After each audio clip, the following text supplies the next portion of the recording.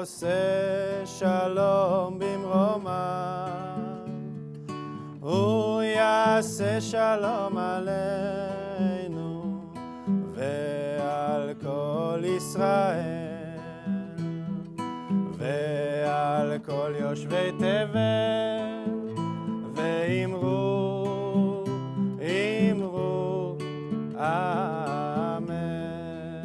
We get a lot of people, Israelis, coming here to Mischmar to visit this site, and basically some of them are students of history, and also there are those that are architects. Apparently this is very interesting, the way that it was built, and at the time that it was built, and the design interests architects very much. So basically it's self-explanatory, but the thing is that it was created and finished in 1946, and it's the first memorial in Israel to the 1.5 million children who perished in the Holocaust.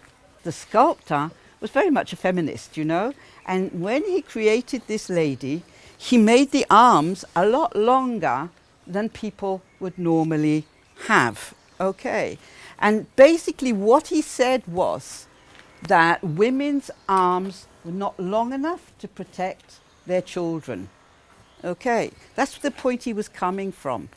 Now, in 1948, 2 years after it was completed, of course, it was the War of Independence, or Nakba, as my Arab neighbours would say, and there was a terrible battle here in Kibbuz Mischmar, with a lot of casualties, a great deal of damage to what they'd already created in over 20 years, and there were bullets zipping all over the place. The 10-day battle of Kibbuz Mischmar in April 1948 is a very famous one. Bullets flying everywhere also damaged this statue.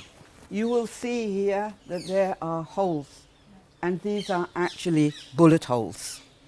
They're bullet holes as a result of that 10-day battle, and after, sometime after, when kibbutz members asked the sculptor, "Would you like us to repair?" He said no. He said no, only repair it when you feel that the Jewish people are no longer in danger. I have been showing groups around this kibbutz for many years. I enjoy it. I enjoy showing off this beautiful place and talking about the many good and not so good folks who live here. But lately, more and more bringing groups here, and especially older people, people who've got a family of their own, and beginning to realise my arms are not long enough.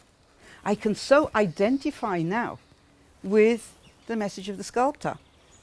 And if I tell you, and possibly this is a good place to tell you, I have 5 children. My youngest son is 32, my eldest son is 44. I have a daughter in there as well, 4 sons and a boy. My 8th and my 9th grandchildren will be born in September and October. My husband died 10 years ago, and I'm the head of the family. I stay one person, and the family grows. And my arms are just not long enough. So every time I come here, and I'm sure this evening, after I'm saying goodbye to you, after working with you here and taking you on a tour, there'll be all sorts of things I'll be saying to myself. Oh, I should have told them this. Oh, I should have. There's just so much and so difficult for me.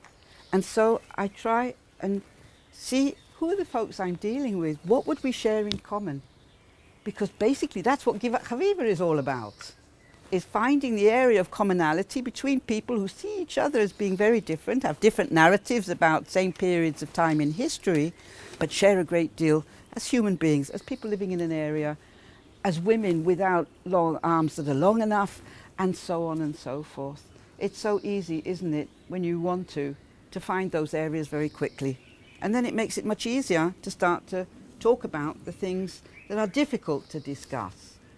Unfortunately, I'm dealing with an awful lot of people who go straight into the difficult stuff and don't take the time out to actually find the more positive to build something up on.